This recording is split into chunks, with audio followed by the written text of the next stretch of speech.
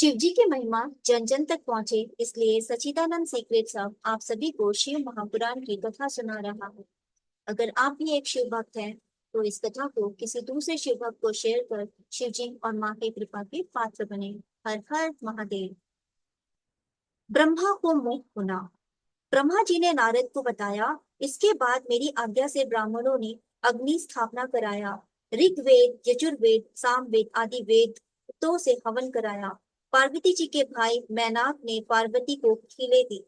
इसके बाद मर्यादा के अवतार अग्नि परिक्रमा भावरे करने लगे।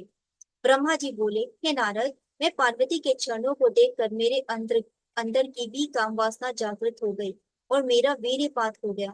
मेरे इस कृत्य को शंकर जी ने देख लिया। सभी देवता थर थर कांपने लगे। इस पर सब देवता हाथ जोड़कर भगवान शंकर से बोले, आप ब्रह्मा को क्षमा करें, आप प्रसन्न हो जाइए।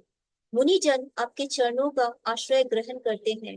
अनेकों तरह से स्तुति करने पर भगवान शिव ने ब्रह्मा जी को क्षमा कर दिया। ब्रह्मा जी बोले, हे नारद, जब मैंने अपने वीर को पांव से मोड़ दिया तो उसके अनेकों कण हो गए। उससे अनेकों हजार वाल्मीकि ऋषि हो गए। वे सभी बड़े तेजस्वी थे। वे उठकर मुझे पिता कहकर पुकारने लगे।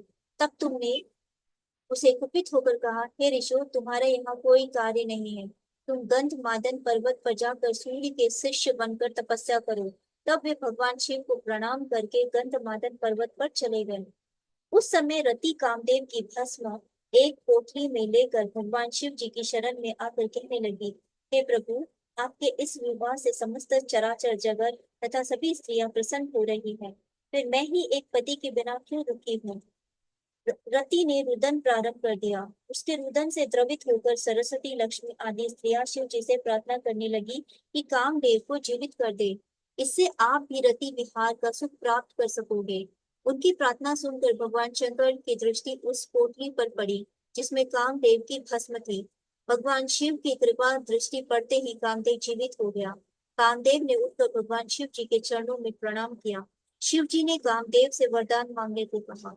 कामदेव बोला, प्रभु, आप मुझे अपने चरणों की भक्ति प्रदान करें तथा आपके भक्तों में मेरा अनुराग बना रहे। शिव जी बोले, मैं अब तुम पर अति प्रसन्न हूँ। अब तुम निर्भय होकर विचरण करो और विष्णु जी के पास बैठो। हिमाचल के प्रेम और आदर सत्कार को देखकर भगवान शिव अति प्रसन्न हुए और उनसे बोले, हे हिमाचल, तुम धन हो, तुम धर्म की मूर्ति हो। तुम्हारे पास रहते बहुत दिन हो गए हैं। अब हम जाना चाहते हैं। परंतु हिमाचल ने भगवान शिव को 2 दिन के लिए और रोक लिया।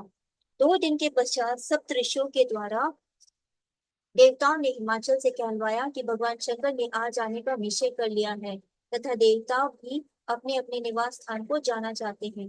मैना ने शिव जी को बुलाकर पार्वती को उन्हें भेंट किया एवं बोली, मेरी पुत्री पार्वती आपकी जन्म जन्मांतरों की दासी है।